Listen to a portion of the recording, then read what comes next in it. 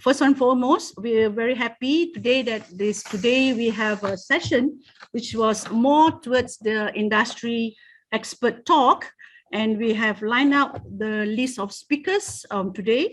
Myself is Dr. Nur Saidatul Akmal Mazlan, the Secretary General to Sustainable Business Network Association Malaysia. As a host for today's session, we are going to apply a few SOP standards. One of the SOPs, of course, for those who are within a space of that has got a community around you. So we hope you are applying the SOP standards. But for those who are at home, I guess it is a bit more safe, right? So the other SOP that we also want to apply is, of course, to unmute your phone, to mute your phone, of course, and to ensure that there is no other disturbance coming into interfering to our event session today. Before I begin the sessions, I would like to also give my gratitude to a few organizations that have supported this event. The first, I would like to thank SWIS, which is the Selangor Wilayah Industrial Security Society, which has been a very supporter towards handling the issues of security, and we want to address some of these issues today on how we want to bring more people towards the industry that is already booming, of course, in the industry of tourism and hospitality. So you want to ensure how we can help to support that, and the lineup of speakers today is more towards handling the issues of sustainability in helping the professionalisms of security. Now, we also have got another strong speaker, which is Professor Dr. Ansari Ahmed. Yeah, he's from the Asia University. So we like to give our gratitude to Asia University. We also have from the Association of what I call Tourism Association. We have Mr. Uzaidi Udanis, but I was told that Mr. Uzaidi has been called by a Minister of Tourism now, so he probably will come in a bit later. If not, he will have to say his regrets. But representing the Hospitality Association is, of course, Dr. Sri S. Kumar, who is very well versed in terms of the industry of tourism and hospitality. Without further ado, I'd like to, of course, give my due respect and my deepest honor to Tan Sri Musa bin Tan Sri Haji Hassan. He's the president of the Selangor Wilayah Industry Security Society at the present moment. And of course, he has been also the former Inspector General of Police Malaysia. I'm sure all of us are not what I call lost to the fact that we know who he is, and he's a very much the person that has driven a lot of issues respect towards many crime issues, and also respect towards human rights issues and so on. Yeah. So without further ado, we like to call upon Yang Berbahagia Tan Sri Musa bin Tan Sri Haji Hassan to give his welcoming remarks to this audience today. And for those who are out there who are watching from the Facebook, we hope you can enjoy our session also, where we believe this could be one of the most important sessions for you to understand why the attachment program for work-based learning and continuing education is very important for us to embrace safety, security, and sustainability professionals in the industry of tourism and hospitality. So with that, I pass the mic to Tan Sri. Tan Sri, boleh unmute? Ya. Boleh, thank you. Assalamualaikum warahmatullahi taala wabarakatuh. Sadari pengurusi majlis, Dr. Noor, ladies and gentlemen, Assalamualaikum warahmatullahi taala wabarakatuh. First of all, I would like to take this opportunity to thank the organizer for inviting me to give my speech in this webinar.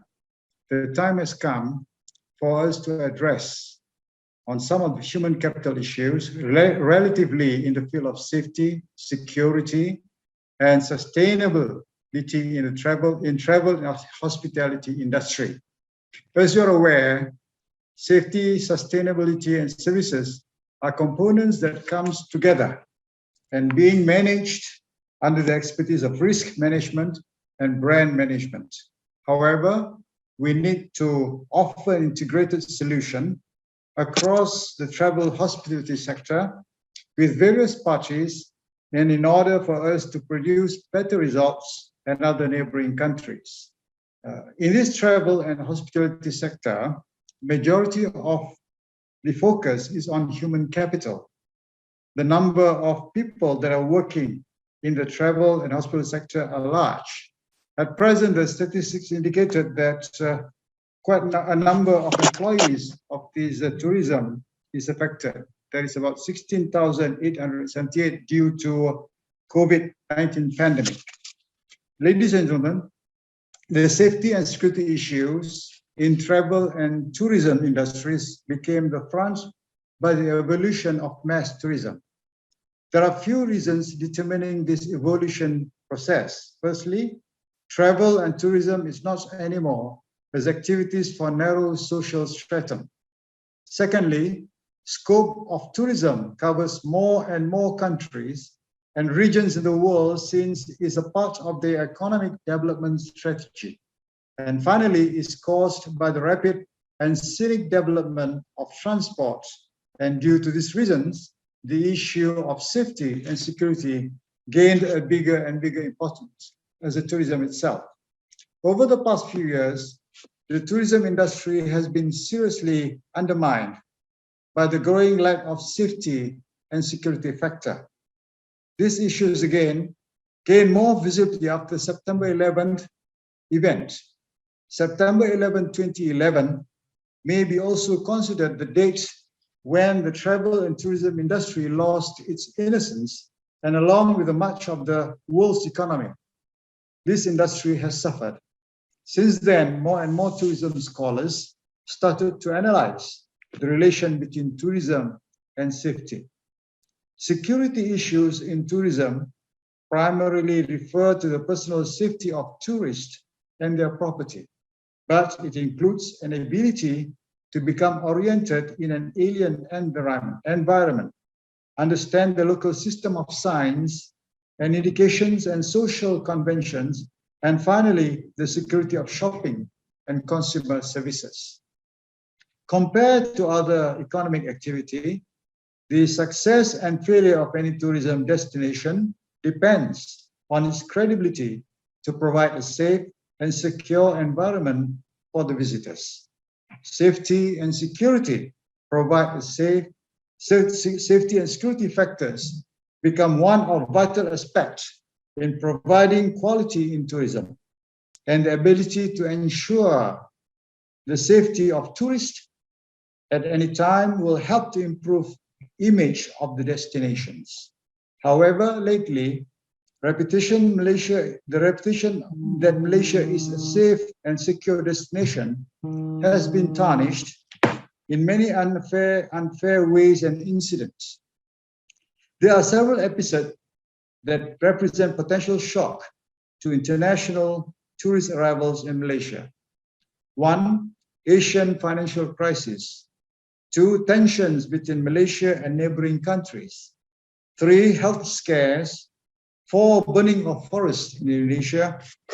5, threat of terrorism. And 6, natural disasters, and 7, media reports. When traveling internationally, tourists often experience a great degree of anxiety, and scholars have found that risk perception significantly influences the intention of travel. By understanding the statistics, we can start to focus on providing comprehensive, integrated solutions for implementing, demonstrating, and improving on a best-in-class hospitality experience. Swiss, the organization that I'm spearheading, is now addressing the needs related to safety, sustainability, service, and security. We combine different methodologies such as performance assessments, certification, coaching, mentoring, and training into a powerful solution so as to give a better preparation for newcomers into the tourism and hospitality industry. Ladies and gentlemen, travelers' safety at all times has to be the #1 priority for any hospitality business. Any issues with the management of confidential customer information, food intoxication, water or air contamination, as well as infrastructure or security incidents can negatively affect brand and operations. Thus, the roles of attachment program help reassure new employees that risks have been managed and prove due diligence to insurers. On this note, Swiss Health Security and Sustainability Program, in short SUPER HSS, has been developed to help answer some of these needs. With respect to sustainability, it has rapidly become a deciding factor when travelers choose service providers, destination and hotels. Environmental impacts such as the energy and water used, an approach taken to employee welfare, waste management, and integration with local communities all play a key role in influencing customer and stakeholder perceptions of brand value. Security is about managing and minimizing risks of deliberate harm, whether to business, property, and people, including staff and customers. Risks vary by location, setting, the current events, particularly in surrounding environment. In addition, different organizations have different priorities and structures that allocate the responsibility and division of risk management labor to a range of functions. The approach to provide attachment program for new employees will help promote a proactive preventive culture supported by discrete, tailored physical and procedural controls based on risk-based evidence. Ladies and gentlemen, I sincerely hope that this webinar addressed the issues of human capital development in the industry of tourism and hospitality and the private security industry. A few unfortunate incidents to Malaysia in lately years can consider as new challenging for Malaysia branding image. Malaysia image is safety destination tarnished by many factors, especially by media roles. False reporting and speculation in media social bring more damage to image of the destination since it plays main role in ways to create mental perception among the tourists. If tourists feel unsafe or dreaded to go some destination, they can develop a negative impression of the destination. And as a result, the tourism to the area shows the declination. Although some incident may affect Malaysia in short term, but it will gain more efforts in rebuild our reputation as one of the safe tourist destinations. We hope many tourists are still confident with Malaysia as a safer place to travel and stay. But in future, more outstanding efforts are required in ways to maintain and upgrade Malaysia image as world-class destination. Today, with the safety and security issues become one of forces causing the changes in the tourism sector, Malaysia needs to still alert and has a well preparation in face and more uncertain events in the future. With this note, I support the topic on work-based learning for everyone who wants to come into the tourism and hospitality industry. And hopefully the attachment program, including for security personnel, will be a good approach towards building the greater workforce for the community, environment, and the economy.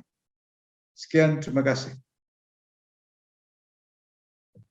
Wow, thank you so much, Yang Bahagia Tan Sri, for such a nice welcoming speech. I believe that a lot of us here have got the insights already regarding what the messages that you want to bring in to the community at large and of course to the audience today. You did mention a lot of respect towards the fact that tourism and hospitality is something that is together hand in hand in giving the economy of the country a better place. And I'm sure the attachment program is to give a new brand image regarding what it takes for people to work in this industry, even though it was affected by COVID. But when you talk about security attachment, I guess that's where a lot of people are more interested to know how can this become part of the partnership between tourism and security. I guess that is why this webinar is all about, to bring in that closeness regarding job opportunity, branding, and of course, the content aspect of tourism and hospitality. We have a lot of speakers up here who are very professionals in understanding tourism and hospitality. But as you say, this forum is just not about what we believe the industry should be, but more about the human resource capital. Are we having enough people to handle the security of the tourism and hospitality? I think that is what the preparation is all about, because we want the human capital to be vis-a-vis together with the growth of tourism and hospitality. Because once tourism opens up and the business boosts up, and there was a big, there's going to be a big boom in the industry. So the personnel, the competency, the image has got to be at par with the expectation coming from clients, especially from international tourists. So I believe maybe Tan Sri, this is not just an opening remarks. This is more your forum, which is how you want to add on to what you believe could be the messages that you have never able to share it with. So I am giving, my webinar is not about a standard webinar. It is a business forum. So if Tan Sri wants to share whatever views other than whatever the speeches that has been prepared, by all means, Tan Sri, this is your floor. Share with us what you believe should be the take for attachment program. Well, thank you very much. Before, when I was in service, we had these tourist police, this to ensure that all tourists that are here, they will receive expert assistance in terms of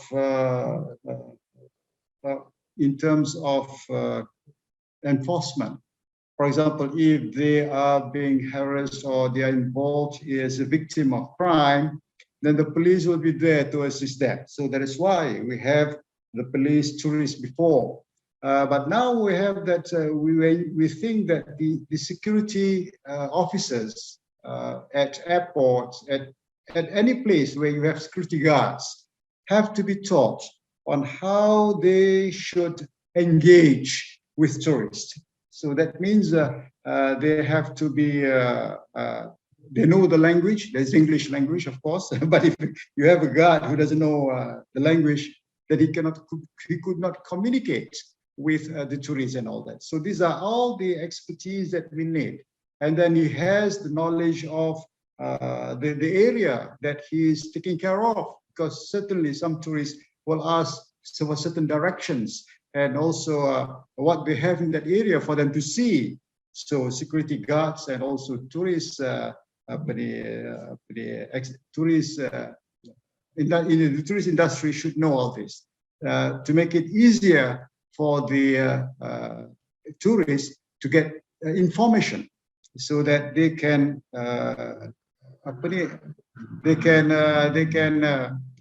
experience, play a better role, guide experience and good experience in this country. That's the most important thing. Because I was when I go to other countries, for example in Thailand and all that, even the taxi drivers, they know the history of every site that we go through, So apart from driving the taxi, he will be giving a briefing on about the area, about the history of the area and all that. So I think we need to have this. We need this. Our industry players should know all this knowledge, so that they could be appreciated by the tourists. So that is my comment on this. Yeah, Tan Sri, definitely our neighboring countries. I've been to Vietnam and I was shocked about 15 years ago when I was there. the economy was just booming, and they had what they call the public police. Right. So the public police tend to be more ensuring so that tourists that comes in are safe, because they don't want to have people like, for example, snatch thief, for example, people that are scared with foreigners coming in to take them or taxi them around. So the people protect the tourists. So that again gives a little bit of a strong understanding about respecting foreign community coming in to give them the value that they want, right? That's so true. I think between a tourist police and a public police, there is an element of how do you protect the community that in the industry they are you in.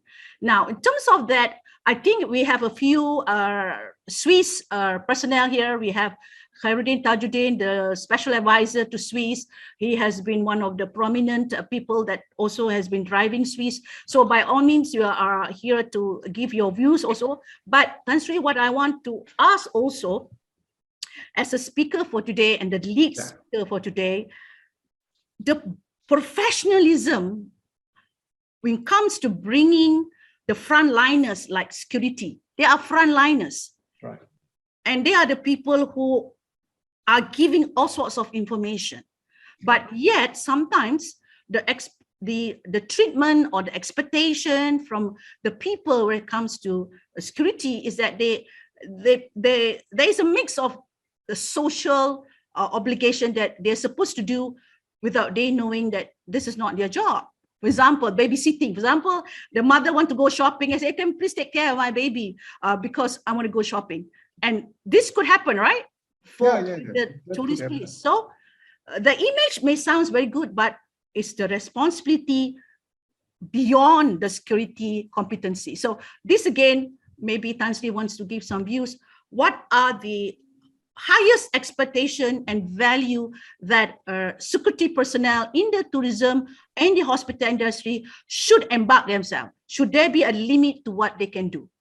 Of course, when a person sees a security guard and asks them to take care of the child for a while, of course, that's not his job. But then he could always give the information to this person to a place where there is, for example, a child care center. That means you have to provide all these centers in these tourism spots. Because if you don't have all these centers, then of course it will be burdened to the security personnel to ensure that they could assist the tourists in guarding the child or in protecting the whatever goods they have with them. Yeah. So Tan Sri, this is the first program we can ever have for attachment for security, and it could covers international people who wants to come in and cover the position, because maybe tourism is going to boom again, and we need to have more personnel. But the locals probably are not taking up this role as much, and that's why the attachment program is to give them the feel about the professionalism and the competencies coming from the universities that's going to give to them after they are finishing their attachment program. This could give them some element of value, of respect, right? True. So how would you want to mold this attachment as the first ever kind of attachment to this new pandemic era after COVID? Well, I think we can get the students or the participants to be attached to certain departments or business centers, which involves with tourists, so that they can try to get all the experience on how to deal with people. That's important. If you have all that, then I think that is one way we should. For example, in hotel administration, right? You have attachment of students in hotels, how to serve people and all that. So there's one way of giving training to them. Yeah. Yes, I'm sure. So the blending between security competencies and tourism competencies plus the hospitality competencies is a blended, and I'm sure the 12 months program on the attachment could give them the better understanding of what it takes to have all these skill sets for them to drive themselves to be in part of this tourism and industry. And I'm sure. And one more thing that I would like to tell here is that in security, you have to ensure that you can give the right information to the tourists. You know, you don't alarm them with certain information that makes them more fear. They create fear to them. So that is most important. Whatever information you have to ensure that this information would make them feel good, not create fear where they would then be afraid to go out or to go anywhere because of this information that we gave. Yeah, I'm sure.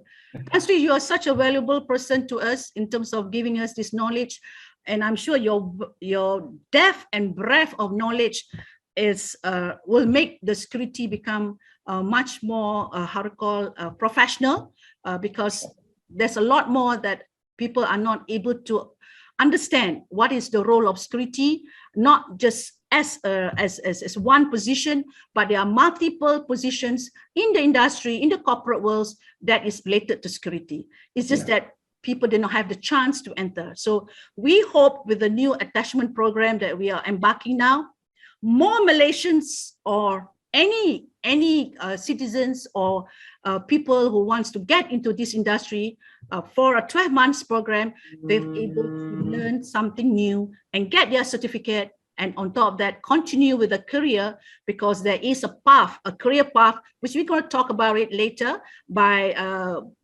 two other great speakers, because this is just not the end of a career.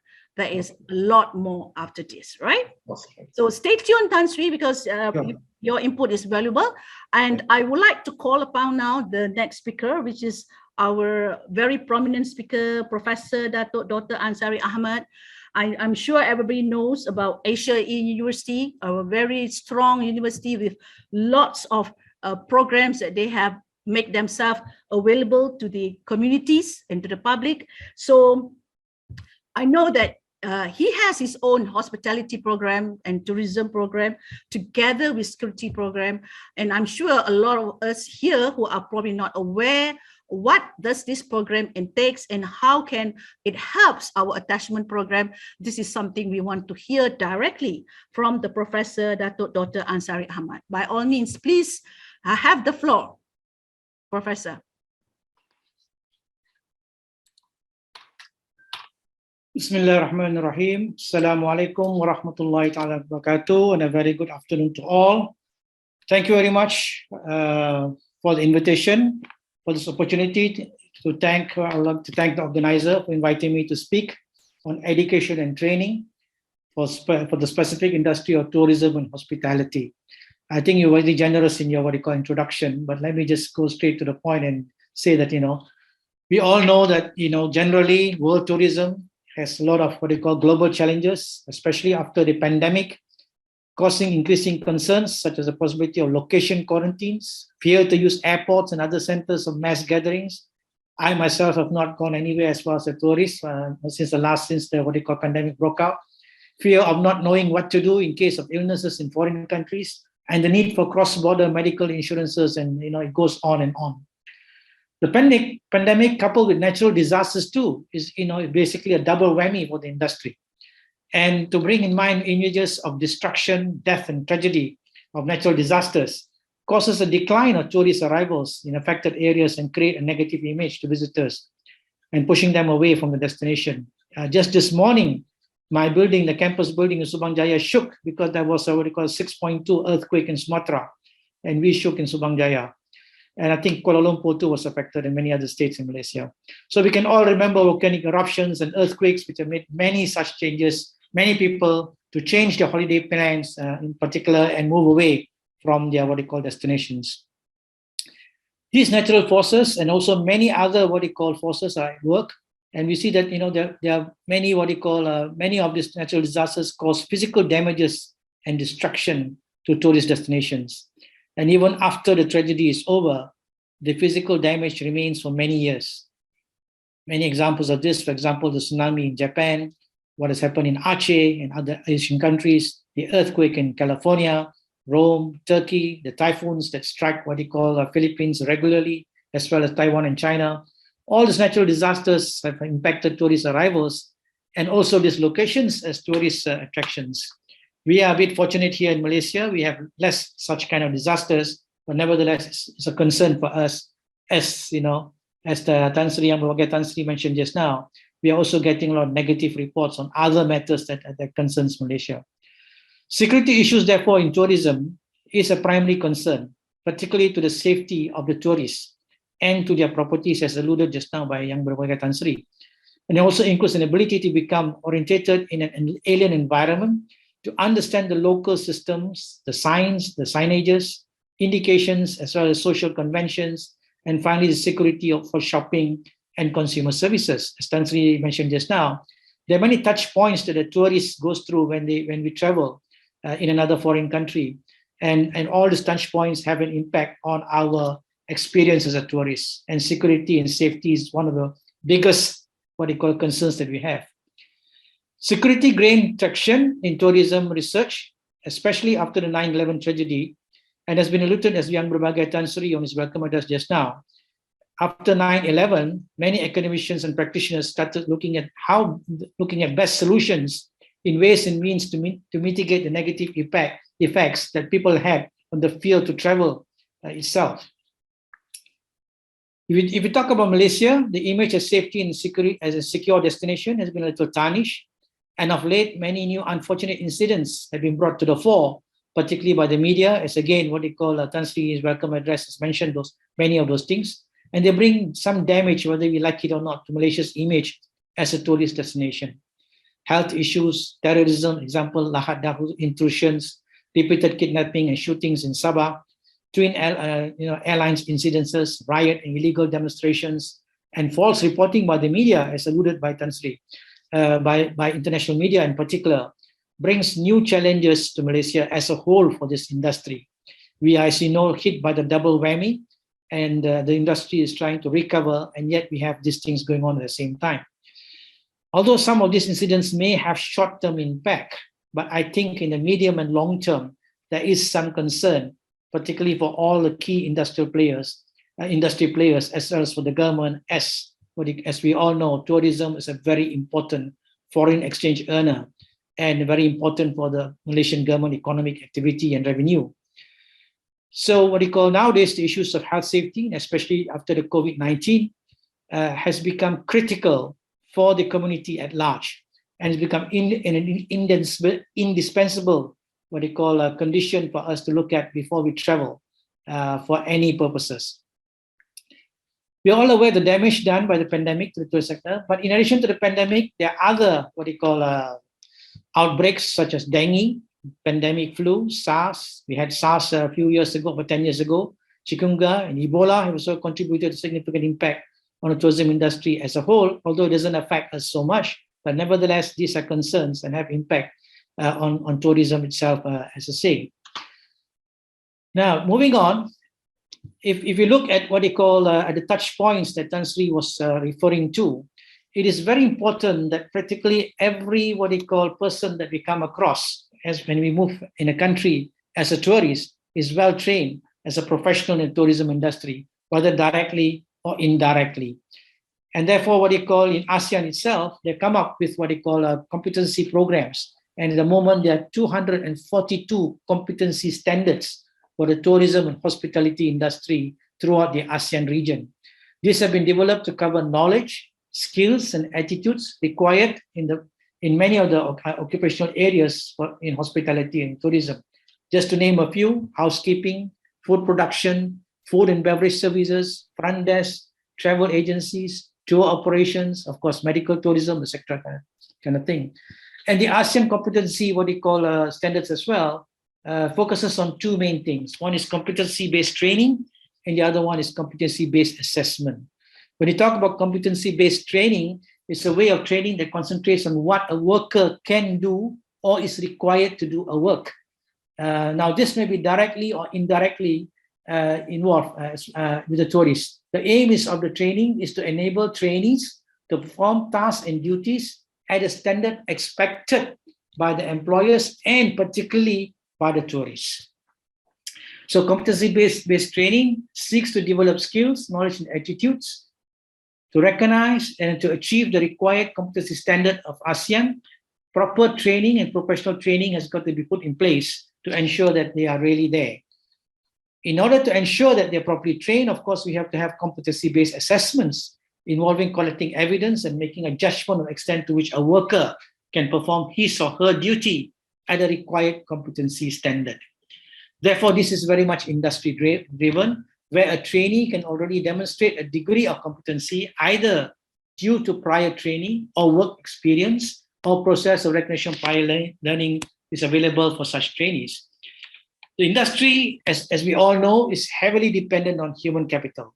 Recognizing this, Asia University and our sister, ARM, SPEED, together with DHS and the Hospitality Industry Associations and Councils, we have set up a virtual center for tourism, an Asia Center for Tourism.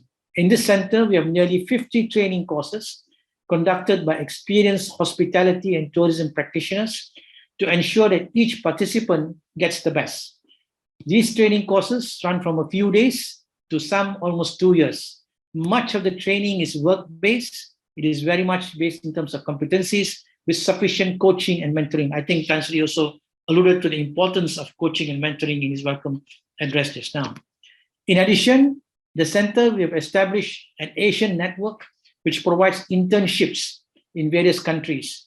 There are also ample opportunities for further studies as we have developed academic pathways in which they can come into the AAU bachelor's and master's degree programs with specializations in tourism and hospitality management. As we are aware, there are many touch points, and therefore, as a center, we welcome collaboration with all what we call key players in the industry itself, because we all know that only through us working together collectively can we in Malaysia project that image, that what we call image that we are a very safe and secure and an interesting and very fun what we call destination, tourist destination, compared to other countries around the region. As you know, tourism is a very what we call competitive what we call industry, and many of the Asian countries are highly what we call focused on tourism, and we're getting new players coming into tourism as well, including such countries like Saudi Arabia and Middle East now looking at tourism very, very seriously. So we hope by establishing this center and having such kind of what they call training courses, we are contributing towards the development of what they call competency-based training for the workers in the industry and professionalizing what they call industry, what they call personnel as a whole. So again, I would like to say we are always open and welcome more partnerships, more collaborations, as well as research in the hospitality and tourism industry.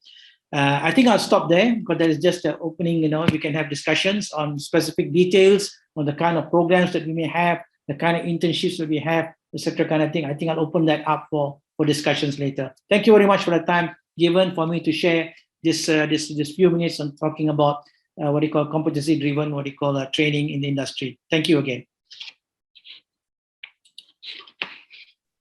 Thank you, Professor Dr. Ansari Ahmad, for such insightful presentation regarding what we believe covers up most of the competency in the tourism and hospitality. We know that when it comes to personal training, and it comes to giving a lot of this competency program, there is a lot of assessment being done on academic level. While out there, we are more doing at industry-based training, where it is very much a real-time live assessment. So, of course, one of the questions I would like to ask is, to what extent does the competency that is related to industry for tourism industry is assessed based on industry standards as compared to academic assessment? I mean, that could be one of the reasons why we are doing this attachment, because we would like to have more what I call a practical approach towards assessment, and also driving a lot of the industry standards at par in the industry of academic. Thank you very much for the question. I think we are all aware that this industry is not a theoretical based industry, yeah, and therefore it's a very much practitioner and competency based in industry. So therefore, in our what we call our curriculum, the way we developed it, the syllabus, the ability is very much practitioner driven. It is driven by experts in the industry with many years of experience, etc., kind of thing. And they are the ones who are conducting the training as well, the coaching and the mentoring, as well as doing the assessment itself. When I mentioned about pathways into academic what we call programs, these are to give them career development, because more often than not, just relying on competency-based what we call competencies alone and without proper certification, they will not be able to progress upwards. We're talking of career progression upwards. So in order for them to progress upwards, more often than not, the employers are looking whether they have a degree or no degree. And unfortunately, I think not many institutions around the world is looking at how can we bridge that competency-based training and education with academic qualifications.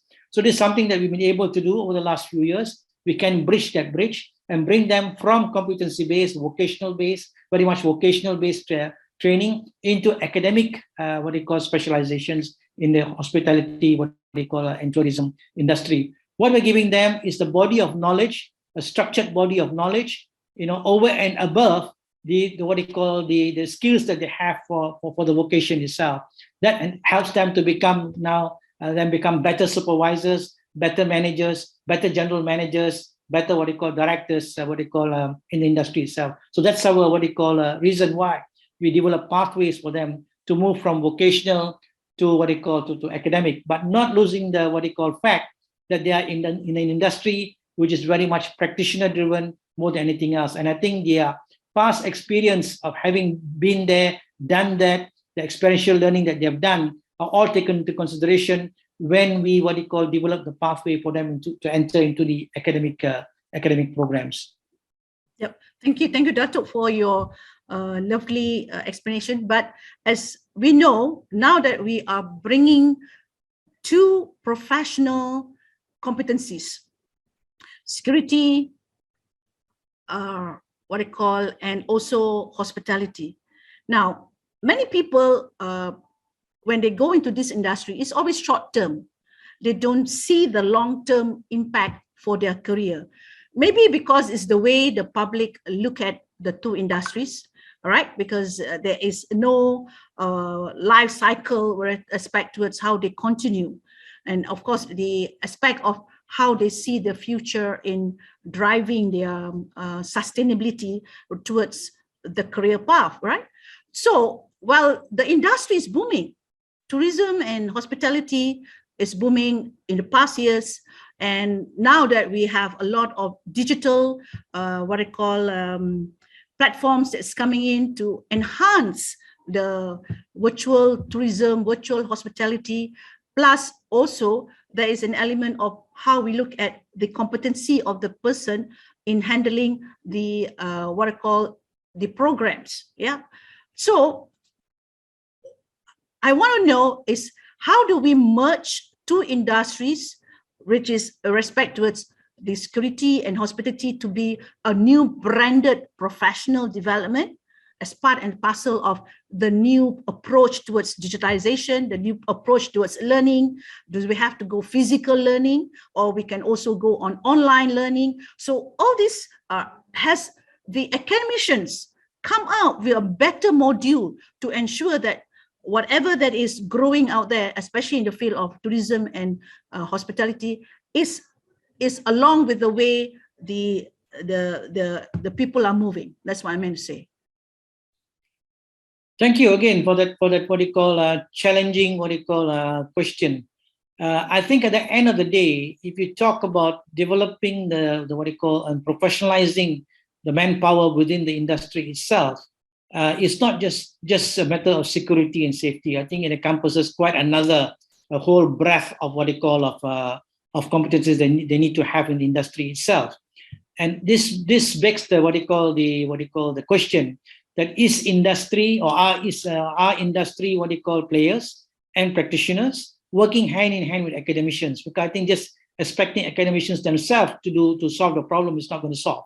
So I think employers, the practitioners, and academia, as well as the government and and NGOs involved in the in the sector, to get together and develop what they call career pathways for the worker. Because I think one of the problems, not just unique to the tourism industry, is unique to any industry which is very much competency based, very much vocational in nature, that the career pathways are not properly defined here in Malaysia.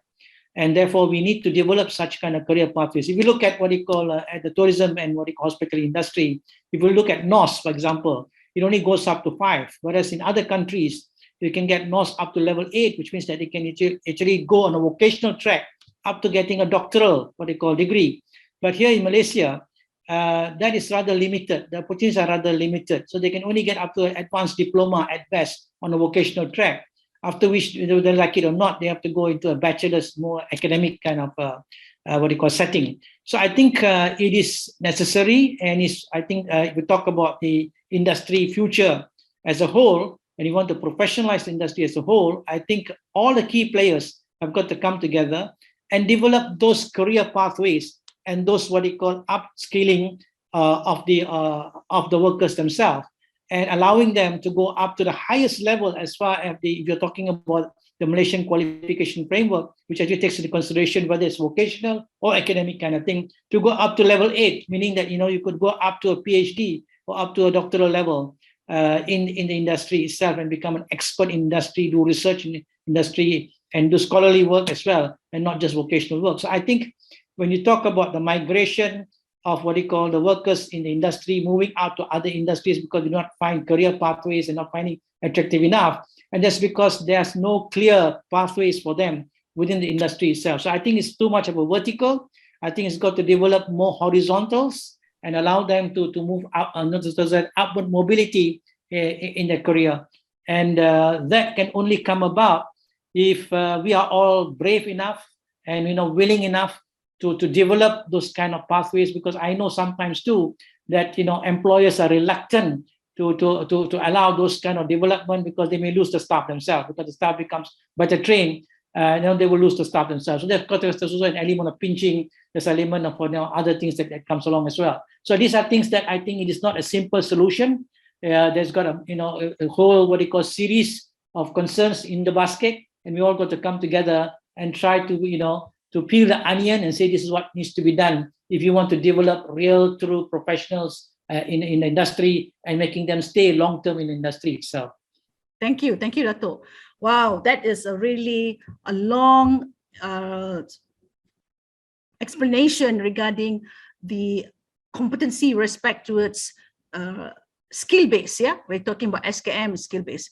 We know that a lot of the time as you go higher, the knowledge workers tend to be more using decision-making tools or risk management tools as a means to compensate the hierarchy of the job function, right? Whereas when we're talking about going to the lower end, it's more about equipments and tools that is related towards the application, and that's where skill-based tend to be a bit more skewed towards the usage of machines or equipments and so on. Whereas, especially in the field of security, where there is a lot of risk assessment is all about decision-making tools that is looking at the situation of the environment, right? So again, maybe I was looking to see whether Tan Sri is still around so that I can get some input from him regarding the hybrid between the skill and also the knowledge, especially when a lot of people may need not use tools to do their work, but they have to do a lot of decision-making processes to integrate a lot of the elements with respect towards risk, because security is more about risk, while I think hospitality and tourism, it's more about the event-based and the activity, the location-based in terms of the assets that they have at that particular time, right?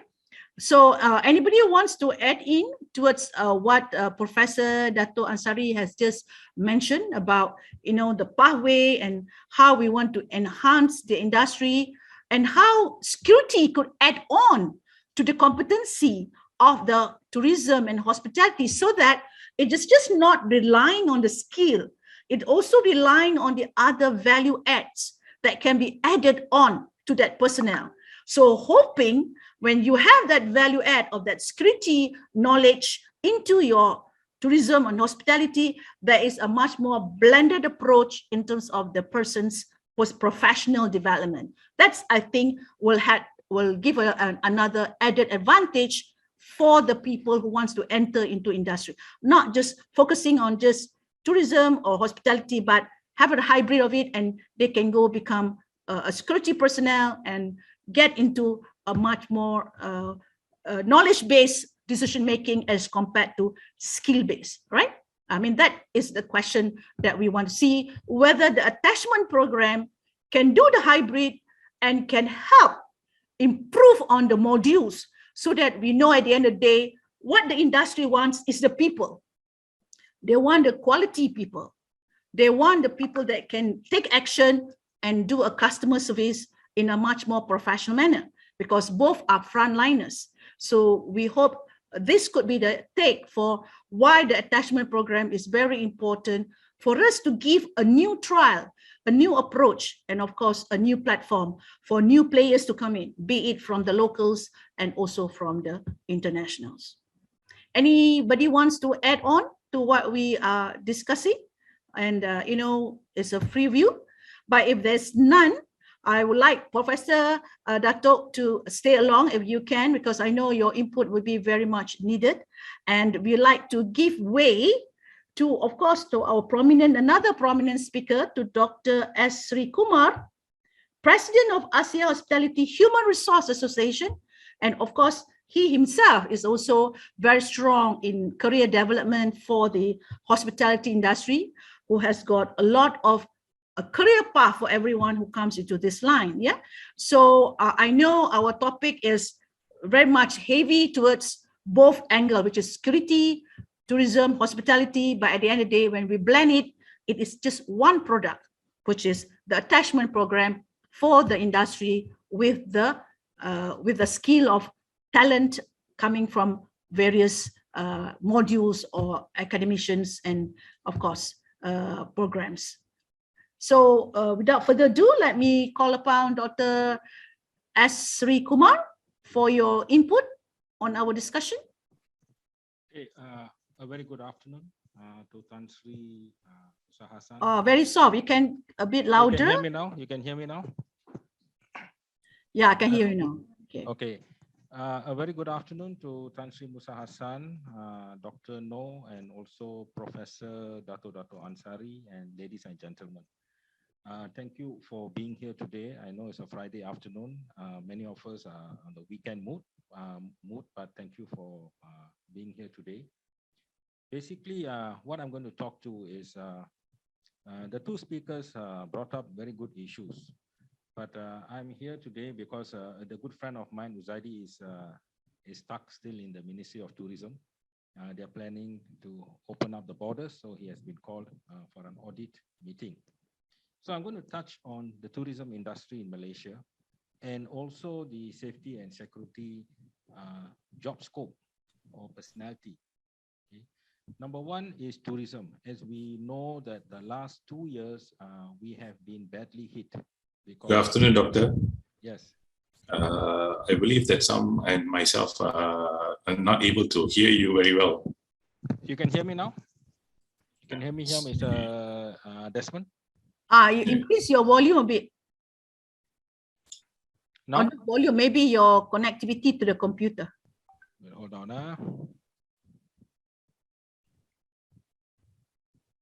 Okay, are you okay now to hear me? Yes, better. Much better. Thank you very much, Doctor. Thank you, Mr. Desmond. Thank you. So, as you know, the last 2 years, we have been badly hit with COVID, and the industry has laid off a lot of people.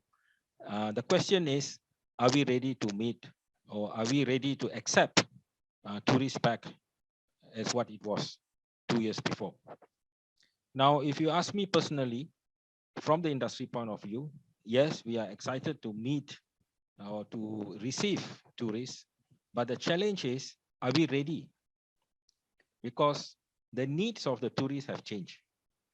As you know that before, if somebody sneeze, we will just take a tissue and give it to them and say, bless you. But today, if somebody sneeze, I think everybody will run. Okay, because the fear factor has been put on us. On the other part, as you know that this COVID, before COVID came, we have been notified indirectly. In 2003, we had SARS. Then we had HINI. And we had a few more that came by. And when SARS came, everyone was excited about it. They went around sorting out things. But after that, we forgot about it and we moved on. HINI came, the same thing happened, and we kept on moving until COVID hit us badly. So when we look at all these aspects, the need of a security personnel or safety and security personnel in the hospitality industry is very crucial. But the challenge is, I'll give you an example. If we have a 300-room hotel, the manpower need for a 300-room hotel is 30 security personnel working 24 hours, 3 shifts. One shift, you have about 10 of them working. Okay, and you take one will be on leave. You take one maybe on MC, or one may be on medical leave, MC or emergency leave. Now, is it sufficient? This is another question. The other challenge that we have is, even we have a budget of 30 security personnel in the hotel, not all the quotas are full. They still lack of security people. Out of 30, they may have 20. They may have 18. And this is where that we have these Nepalese guards coming on board to help in. So this is where we ask ourselves, the job of security is changing. It has to be the responsibility of every individual in the hospitality industry. Okay, why? As just now we heard about babysitting, we heard about, yes, we travel, taxi drivers are aware. So whether our security personnel is aware, this is a challenge that we face, because this industry is basically, when you look at private security companies, when they employ security guards, I don't know whether the people specification is written wrongly, but most of them get ex-drug addict, elderly man who's a drunkard, okay, or an ex-convict. And they work 12 hours, they pay them the salary, they are given a uniform. If you look at factories, yes, in hotels, you have Nepalese coming in. Sometimes you're not sure they come under what visa. Sometimes they are under plantation visa, where they are working in the hotel. And they claim that they are Nepalese, but basically they are Pakistanis. So you have all these things happening. And security is one profession. Even you go and recruit for security guards or security officers, it's very hard to get people, because people think this job is demeaning. My experience in the hospitality industry as the group director for human resource, I have experienced this. Going out there to interview people for security is very difficult. So what's the easy way? They take retired service people from the army, retired people from the police to come in as security. Now, is this going to work? This is another question, okay? And when we talk about safety, okay, how many of us have gone to a hotel for a big function and the hotel safety and security manager has come up and give us a safety briefing? This is done in Indonesia. This is done in other parts of Asia, but very rare in Malaysia. Even when we check into a hotel, how many of us are informed on the importance of safety and security? Or how many waiters, when we talk about safety, we are talking about occupational safety. We're talking about the safety if a hotel guest gets collapsed or gets choked, how many waiters or front office staff know what to do? I share with you, I mean, I won't mention the hotel. I was at the hotel. There was a guest who was having a drink in the lounge, went up to his room, had a massive cardiac arrest. The friend called the front desk. The front desk had no clue what to do. And by the time they responded to the ambulance to come, the customer died. So these are things that we have seen, we are experiencing. And now with COVID there, this is another challenge that we have when new customers start coming with new expectations. Whether we in the hospitality industry is ready to accept them, are we equipped with the knowledge, with the skill? Because if you ask me, we are not prepared. We are not prepared, and we are going to end up in a lot of lawsuits. Because hospitality industry, yes, they are having a hard time to recruit. They have laid off. This is another challenge. And safety and security is an area, it has been always a challenge. No hotels have filled up their quota of 30 or 40 security personnel. So what we have done here is we have a program, a placement program, because how we want to do it is to show people why this profession is important. As a safety and security person, what is your job role? How to make this program meaningful? How to attract Malaysian youth into this program? So we have come out with a program which we saw it was successful, which we did with the profession of a waiter. We call it the Malaysian Industrial Attachment Training Program, which in the last 3 years, we managed to place 600 Malaysian youth into the food service industry. And this is where that we have come up with a program on safety and security for the hospitality industry. And we can also use this program for other sectors of the industry to get Malaysian youth who undergo the training for a period of 1 year. And the fees is basically sponsored by the company. They are not bonded to the company. We have removed the bonding because bonding to a company is basically slavery. And they are given accommodation, duty meal, and allowance. Allowance, they do 48 hours of attachment per week. That is 8 hours a day. And we hope that we have brought this program out to the youth, and we have seen good response. People are slowly adapting to the program to know that there is a program where and how important this program can help them move into the next level. This is the interesting part. When training programs are conducted, many of us who go under these programs, under apprenticeship program, sometimes we don't know where we are going to lead. Maybe after getting into the program and we get a job, so what's next for us? This is where that this program will guide them into the next step, into the sustainability part of it, and how they could further themselves. Okay. So these are the things that we, under the Asia Hospitality Human Resource, we work very closely with Asia E University. We have this program, and we want to promote this program to Malaysian youth, and also work along with Swiss to create more credibility to the program. Because as we see that safety and security is not the job of a safety and security personnel per se, but everyone in the hospitality industry. All of us in the industry has to be very alert about the concerns of safety and also the concerns of security.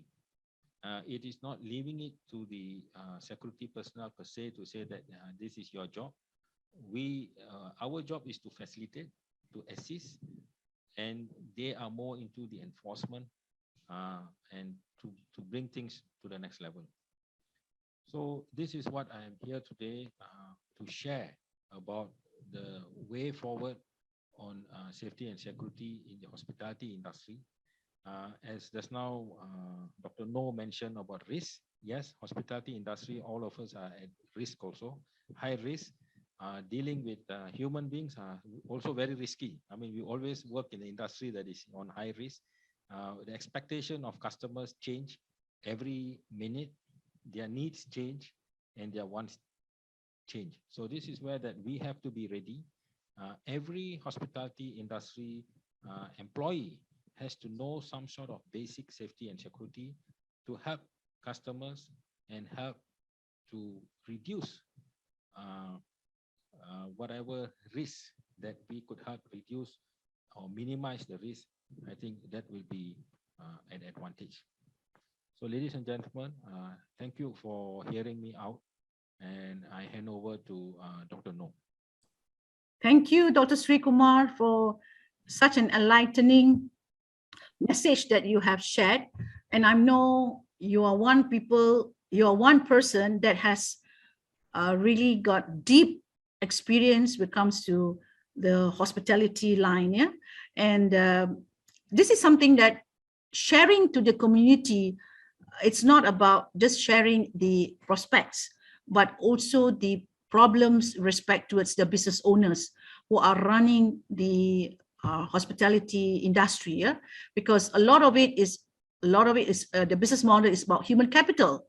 Now, the human capital has got to be of quality, and the image of the tourism and the hospitality industry is all about the frontliner, the people who are going to provide the services, the people who's going to do the talking, the communications, and of course, the personality itself, the brand image itself. Yeah.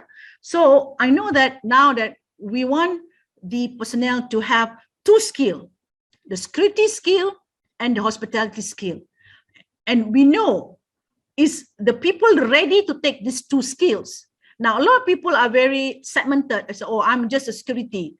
I'm involved in security. And the other one is I'm just involved in hospitality or frontliner or front desk or, you know, all the other types of jobs. But now we want to upgrade to that vertical line, as you said, so that people have got a wider scope for them to move on, be it from security to the hospital industry, be from the hospital industry to the security. So to what extent the players in the market are handling these issues? We know that a lot of associations are talking about, you know, the issues when it comes to the respect, the recognition, the competencies, all the elements that I could hear of a lot. But who is actually addressing the community that wants to be also a player, but they also wants to have a much more secured profession, all right? So if you talk about which ministry is handling the industry, there's none. So a lot of people talk about competencies, training, talk about module, education, talk about professionalism in terms of, you know, registration with professional bodies such as MBOD, IEM. But where is the line for security and for hospitality? This is not a support service. This is a professional service. So I think they open up for us to come out is to really be ready to perform so that people then identify, oh, this is a professional body. And the people have got the professionalism rather than trying to make people call for professionalism and the quality is not there. So we hope the attachment program gives the quality, the impact, and then people recognize it rather than we shout for it, but yet the quality to deliver is not there. So I will hope maybe from what I call Asia University, from Dr. Sri Kumar, your competency program boosts up that image because you are from the competency line. You are from that line to give them the respect of that profession. So my question is the 12 months for attachment program can able to equip them to the fact that everyone will want to be part of this profession because there is a hybrid and they can have a better path in the future? Is that 12 months enough? Yes, the 12 months is enough as a program for entry level, getting into the industry. And during the 12 months, when they get into the program, basically we are talking about the hospitality industry, we are talking about occupational safety and health. They must know CPR, they will undergo how to use a fire extinguisher, how to identify, a security, how to identify, okay, into language, okay. Like just now, Tan Sri brought up on the language, using of language, okay, whether we need to teach them Mandarin, whether we need to teach them. So we need to portray a professional image, a professional way to attract youth to come into the program. This is very important. You see, it is not that people are, why people are shying away. Why people shy away from this profession is because a local doesn't want to work with a Pakistani. It is a very clear thing. They don't want to work with Bangladeshis. I can share with you, when I started in the hospitality industry, the housekeeping department were Malaysians. The security department were Malaysians. But why they moved away? So we have to go out and to show that this program, this career, this job as a security has a future. Even you go today to a school, you bring a professional certificate in security operation and say, we have a attachment program for youngsters. I can bet you that the school counselors will say, please go to the last class. Because that is the mindset that has been created. Like what I told you just now, in private security company, I won't know, maybe the job, your people specification was written X drunkard. If you go around the factories and you look at the security people, it's very shared. They just go, they pick up homeless, give them, okay, you sit down. I have seen it. When I worked in hotels, I have seen. They bring Pakistanis. Okay, I don't want to mention the resort where I was doing a consultancy work. Okay, they brought Pakistanis and they told the Pakistanis that you have to say that you are from Nepal. And their what you call it, the permit that they got was plantation. Okay. And so when I asked them, I said, which part of Nepal are you from? All come from Kathmandu. But it's very easy when you go to the staff cafeteria, they are eating beef. Nepalese don't eat beef. So this is where that we have allowed that to happen. We have allowed that to happen. Maybe when the industry was booming, all this happened. But today, when we have gone through a pandemic, we are opening up, we have to realize that we are, the need has changed. The description have to change. Security and safety is, yes, we have a person there, but it's going to be the job of everyone. Doctor, yes, it's interesting. We all know that maybe this is a good start. Starting, we call it go back to ground zero, and we want to start back with where we went wrong. Yeah, so we want to go back to ground zero. So in your circle of friends and the people who are going to come in on board to take up this attachment program, I was told that there are a lot of people who wants to take up and bring these people up. So we can start afresh. So, and you have a list of a lot of these hoteliers and also from the hospitality line or travel or whatever, that are really looking forward to have this new batch of attachment programs, right? Who are ready to bring in. So this is the opportunity right now, be it coming from various parties, because we want to amend what was done as a mistake or was not done right. We want to make sure now when we're going to give them this opportunity, that all the players that come on board to this program should understand we got to make it right, right? So we have to address the issues which what we are saying today that was badly branded, or it was not put in the press because everybody was trying to make money. It was in the booming time, but now it's not in the booming time. People are now trying to address issues on what it takes to, save the environment, save the animals, save the planet. But in the meantime, we also got to save the human, right? So because those are elements of sustainability that we got to address. So in your perspective, now that we all have come to an understanding that we need to work together, that we need to come up with modules that have got this hybrid, and we need to have the attachment understood both parties, by the employers and also by the people who are going to come on board. Well, the platform that come in, whether it's coming from association, coming from training companies, it's all about joining hands, because we don't want to have someone's having one module, another one having one module, where, at the end of the day, it will go back to square one. That's not what we want.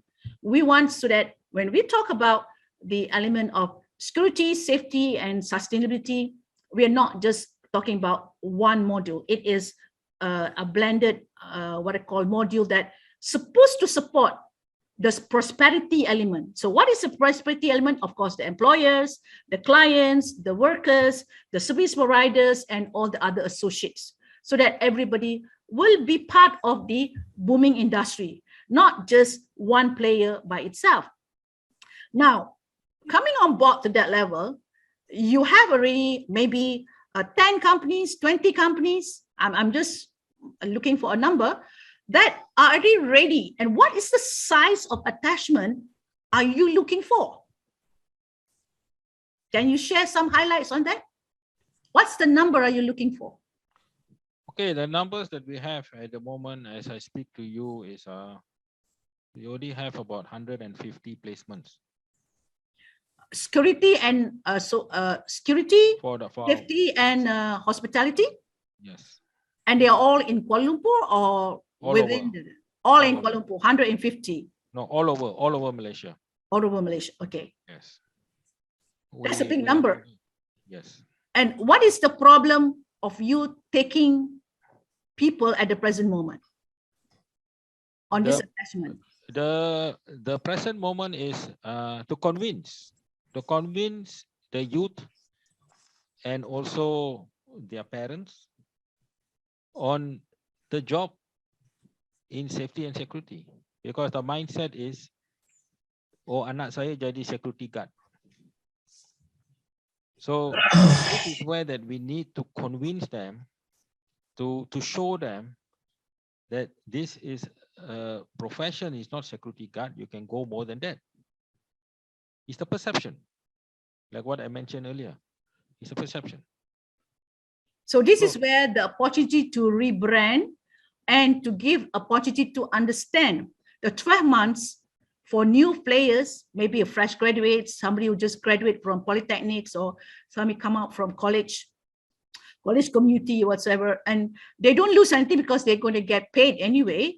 Plus, they're going to get a certificate that can recognize their profession and their work, their activity. Plus, it is already sponsored 100% by the hotel to come on board under this attachment, right? So it's a matter of who can bring in these people and help support the industry, so that we can have a much more better understanding about collaboration and making sure that when the industry opens up, we are not running short of people, we're not running short of security, we're not running short of people who are, driving the safety issues in the hotel itself. So, I mean, we have to support each other for the economic growth of our country. Yeah, because this is the booming part.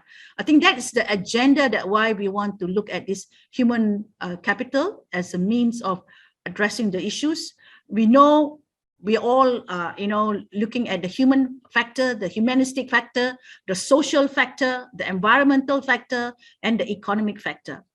So the chances of these people after the attachment, where will they go? Will there be a chance for them to get jobs and so on after that? Or it's just for the sake of training? What is the chances? Once they come into the program, the job is there because they're there for 1 year, and their fees is paid by the company. They're given an allowance, they're given accommodation, so the job is there. The only thing they have to do is to be disciplined, work hard, and after the 1 year, they can join the same company and further themselves, or they can choose another company and move on from there. Okay, so I think Dr. Sri Kumar, you have enlightened us with so many details, and I'm sure there's a lot of people out here who are eager to ask a lot of questions from every panel that are here.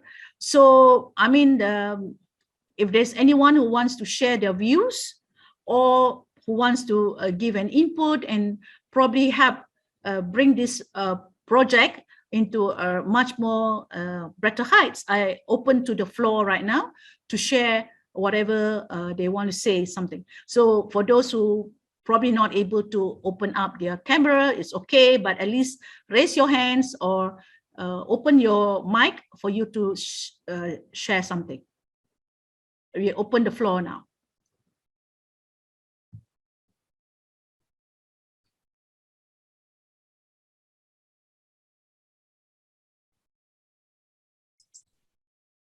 Hello. Yes, hello. Yes. Can you hear me, Dr. No? Yes, loud and clear. All right, Khairuddin here. I somewhat rather been in this security sector or industry for slightly over 50 years. I was with the public sector security and the private sector security. I try to put into perspective of what is going right or what is going wrong about the whole thing. You can have work-based learning and all sort of things.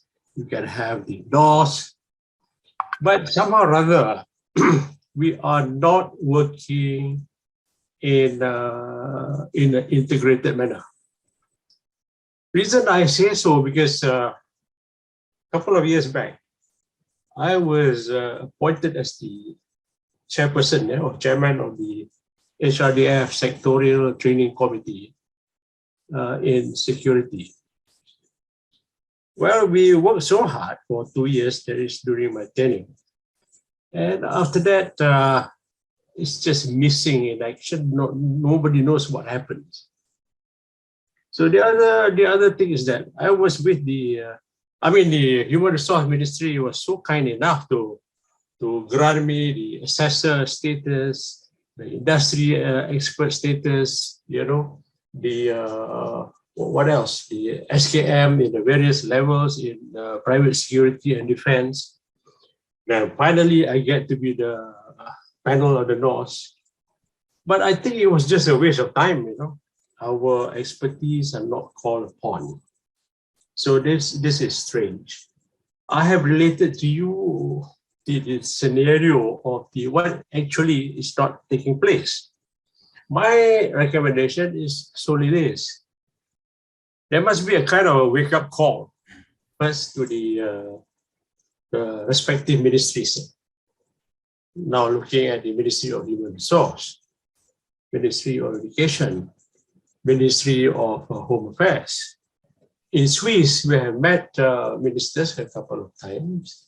So we have even presented papers on competency-based, what should be done, blah, blah, blah, blah. Well, I guess I've got to wait and see what would be the outcome.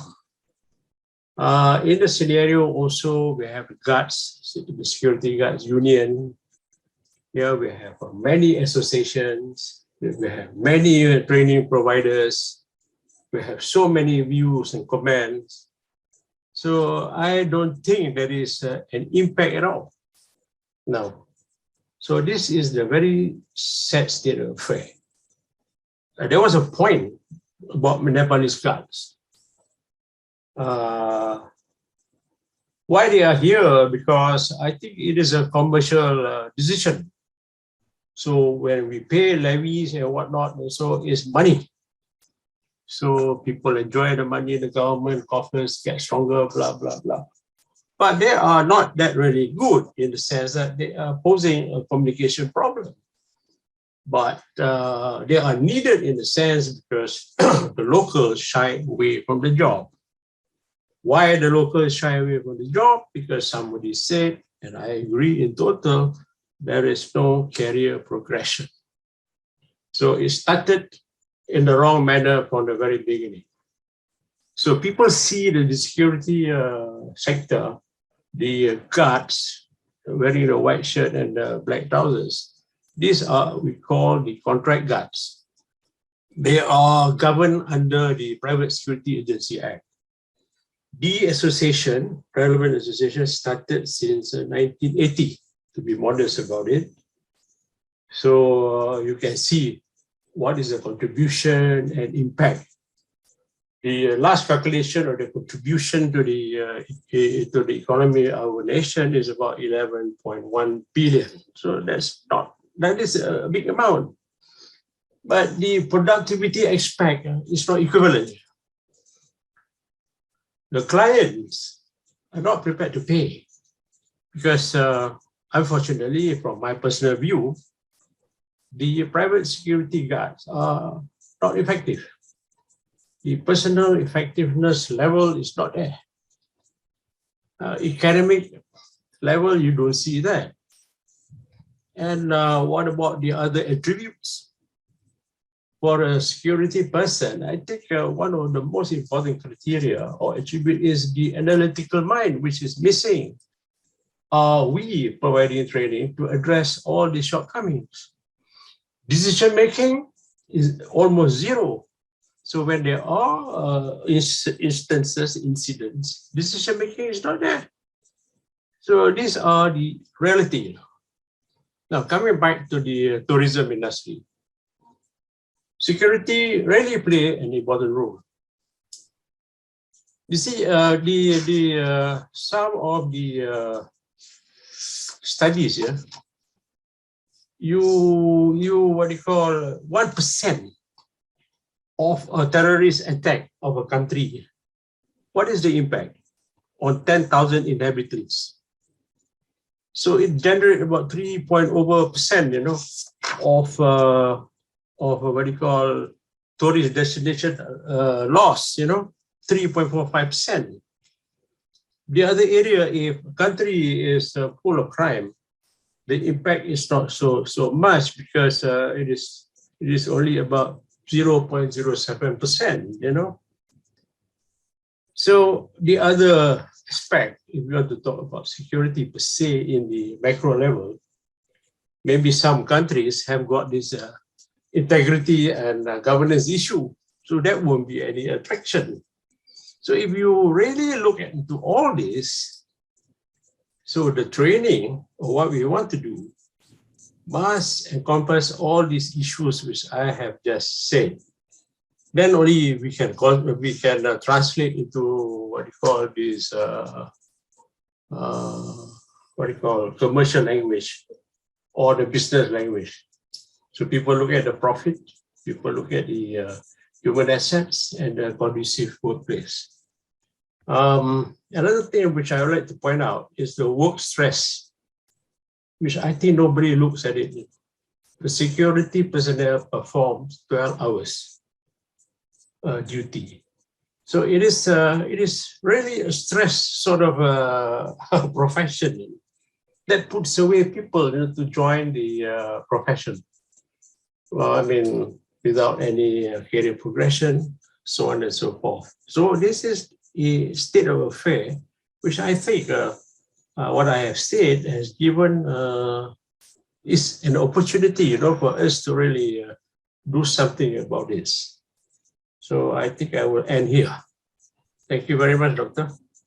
Thank you, Datuk Khairudin. I think you have man of the industry. You know very well regarding a lot of things which facing the industry of security. I think the fact that we cannot stand alone by itself, because security is everywhere. It is Why not we form a cluster agreement among all our speakers that represent all the association, the industry?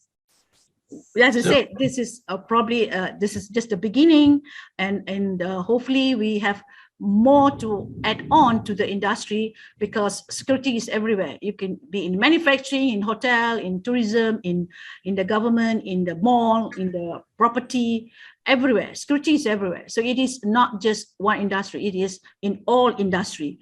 So how we want to look at the attachment program as to look at first one industry, I guess so. This is where Dr. Sri Kumar was saying that let's bring the security professions to industry, which we know we can bring them to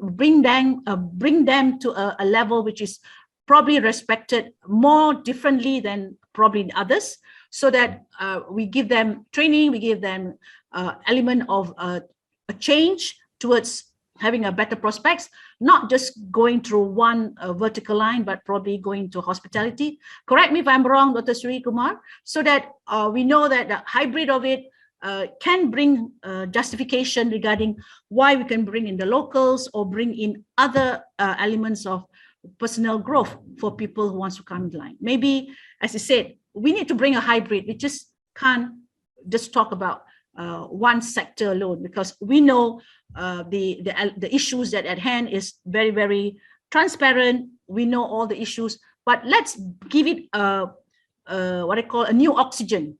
Let's give them a better what I call a new name, for example, right? So that we have a new chance for us to keep improving areas that is probably not being repaired before. So let's see this as a new growth, and I'm sure the hospitality and the hotel industry can be a new start for a new hybrid of both. So what do you think, Dr. Sri Kumar? Yes, I agree with you. I think it's something wrong again with your mic. So now okay. Okay, right. Okay. I agree with you, Doctor, and also looking at the views that was brought up by Dr. Khairudin just now. Yes, many things have been done. A lot of training programs are there. A lot of people tried placements. But end of the day, we have to look what is right for the industry, how we want to bring this. Hospitality industry and security industry, we share a lot of similarity. One of it is long hours of working.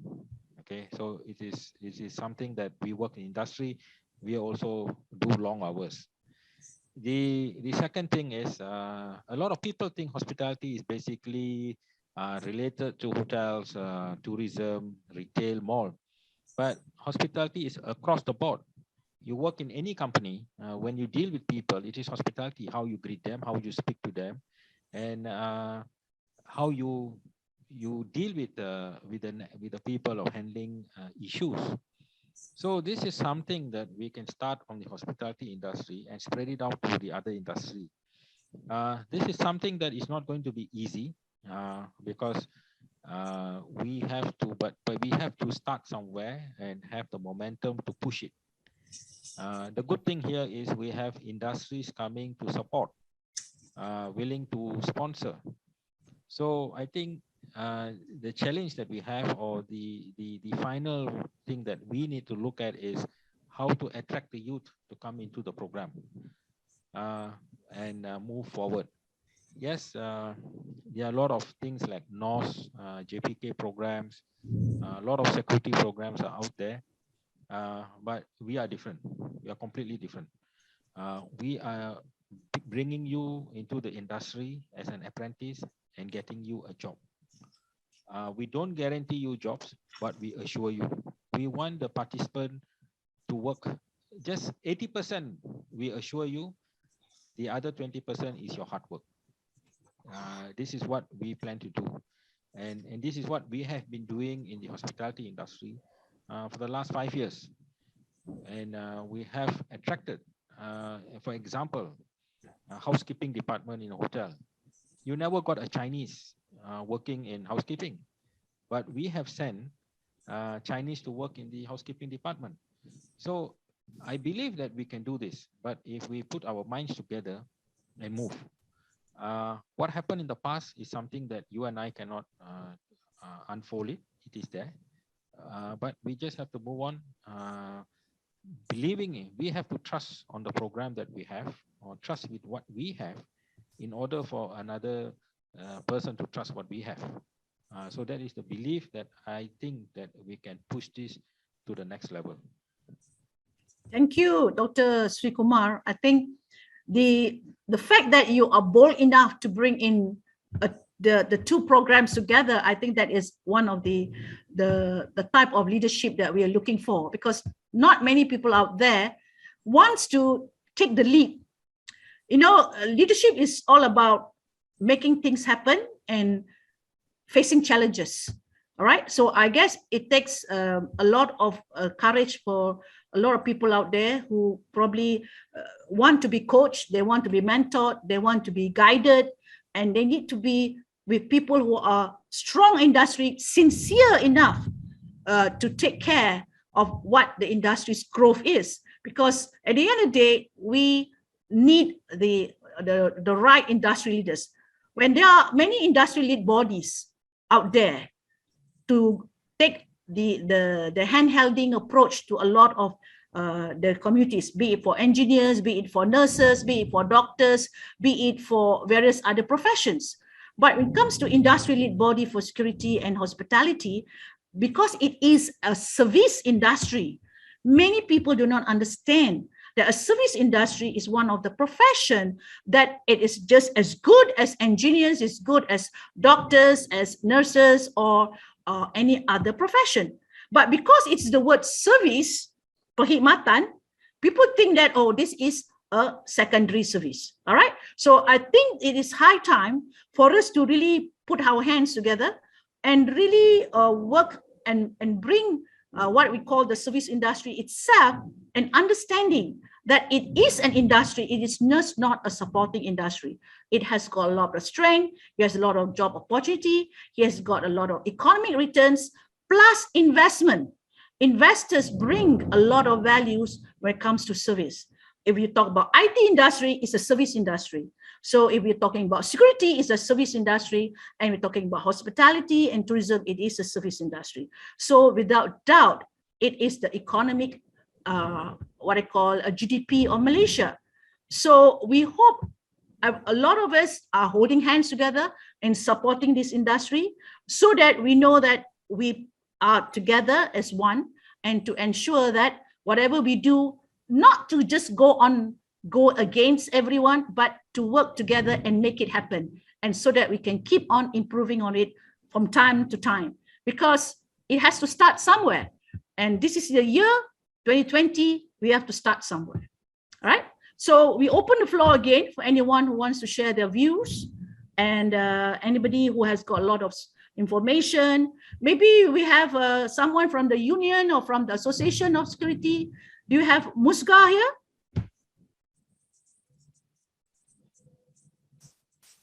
Ada ya.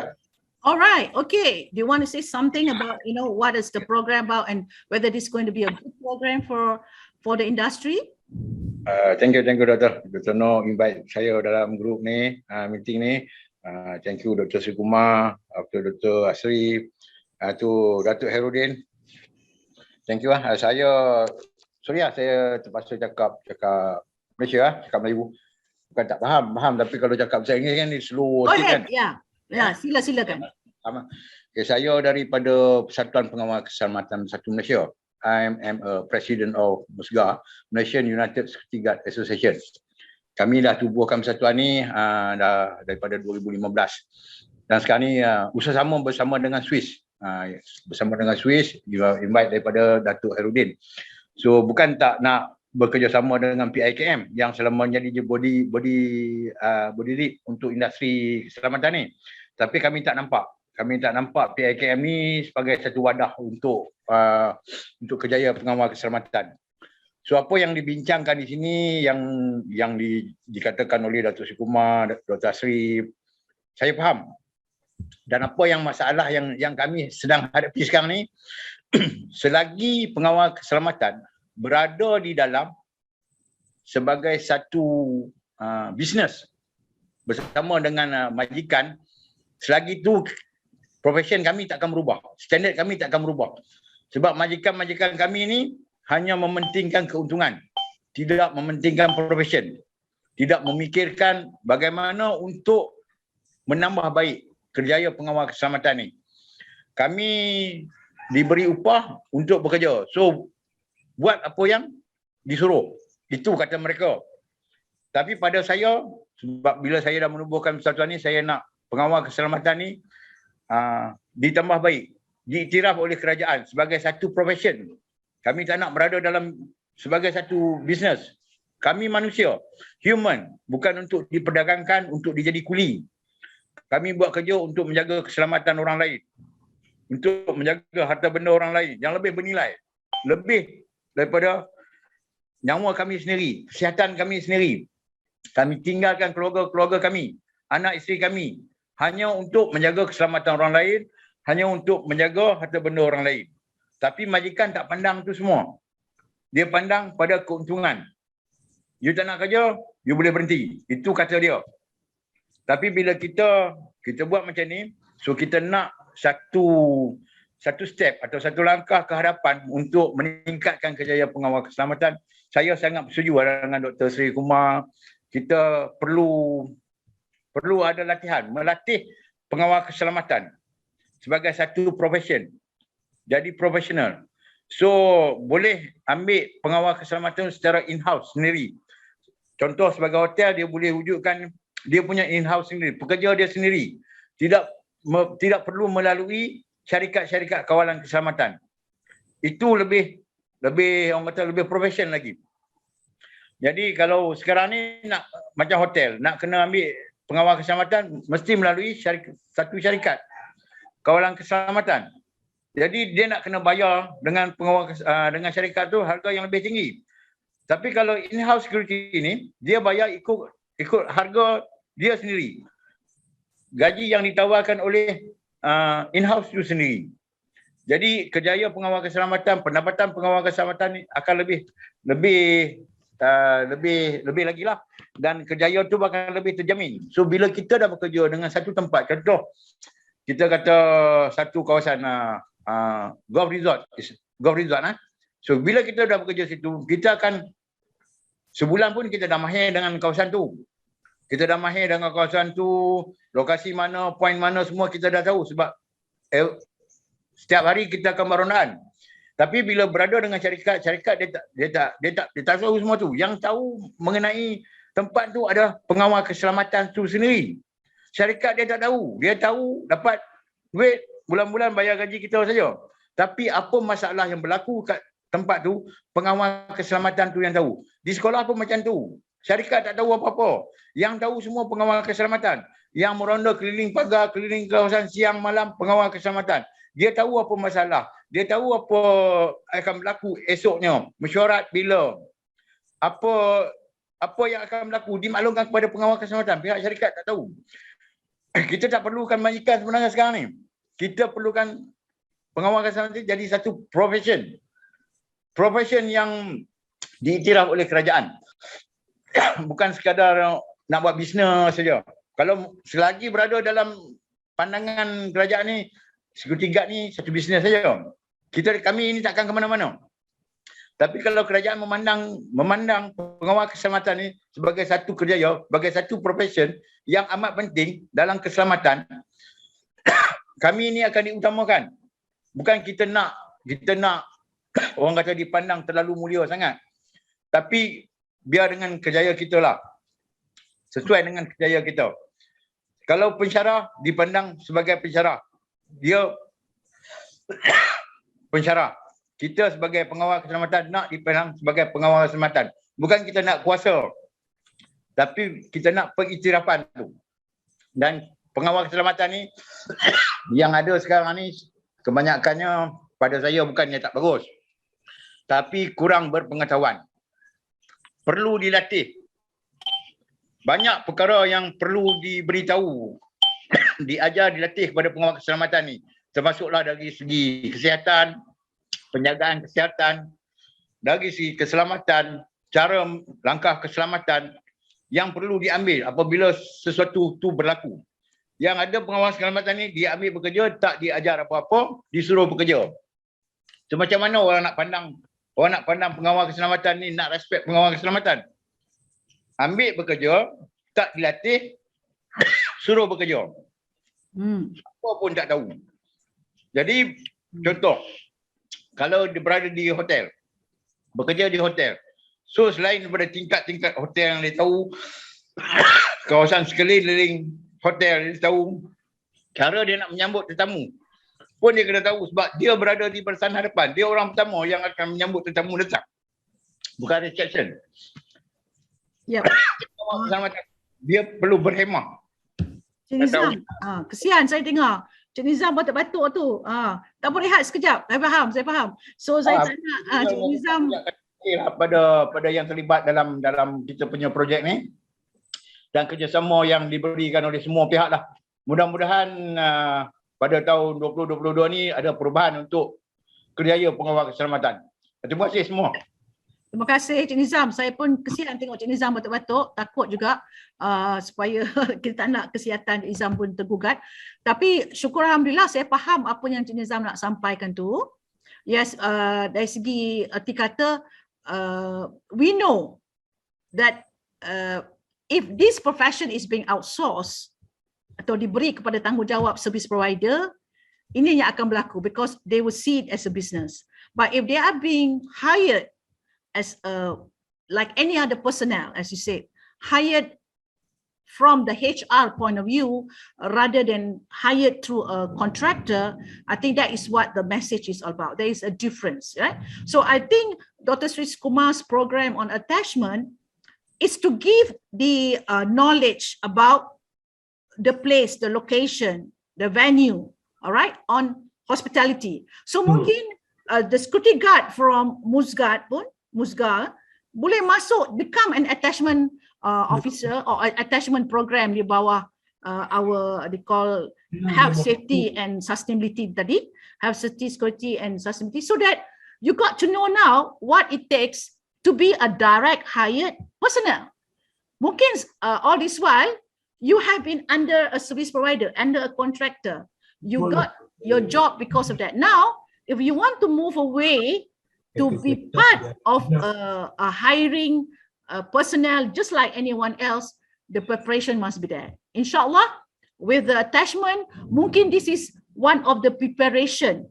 If you feel later that you want to go back to your service provider or to your contractors, by all means, there's nothing to stop you. But if you, for those who can move out and upgrade themselves, that's where probably this will be a new journey for them lah, to the migration. This is my understanding lah. Correct if I'm wrong, if whatever I say, because I'm trying to make everybody understood where is the journey we want to go. We want to support each and everyone so that we have the ecosystem well balanced. And in the meantime, we understood everybody's input on this profession because it has long been left unattended, and we want to make sure we get them into the right path so that we can go on and bring more people to have a better career path in line. So we are just opening first so that is important. Mungkin this is what all the officers in Muscat or the staff in Muscat, I'm not saying taking them away, but for those who are ready to be hired, this could be a platform on attachment. Get your training, get your certificate, and get your new learning and be the profession and be the professionals that we want. That needs an upgrading. That needs a different kind of training, right?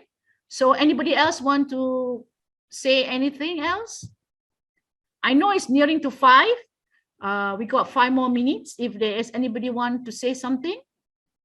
I saw there's a message saying that, they love the discussion. They want this to be discussed further into another forum, another discussion. By all means, we can do that. But I do not know some of your contact details. So I will definitely share my contact details for those who are here. So you can WhatsApp me your number so that I can add you into the new WhatsApp group. Yeah. And then we can then take this forum to another discussion, another level, so that more so you have your input in terms of how we look at into this forum into another height. Yeah, because I know it is a real good discussion by all means. Yeah, a good session. So around the table, anybody want to say something from the speakers? I appreciate Dr. Sri Kumar, and of course our Professor Dr. Ansari. I know he has apologized that he has to leave. Even from Tan Sri Musa, he also apologized. He has to go to the palace. He has to meet the royalties for all his duties. So we all are busy. We're all busy with whatever that we need to do. It's not that we are here, we're not busy. We are here to address an issue. We hope by these issues that we are bringing up here, we can bring that competency, regardless whatever level of competency, but make the people happy. The people who are going to work be happy, so that there is sustainability in the industry. Okay, anyone else want to share their views? Kalau tak ada, saya ingin mengundur diri. I want to say thank you to everyone who has been loyal to stay with us for the last 2 hours. It has been a very fruitful discussion. It has been an insightful insight sharing. And I'm sure all the speakers are well versed regarding what they need to do now. We are here to support the understanding, and we hope we can bring this to the next level, because it takes a team to work. We cannot do this without a team. Okay? So with that, thank you, everyone. Have a nice day. Have a blessed Friday, and hope to see you in another forum. Thank you. Terima kasih. Thank you.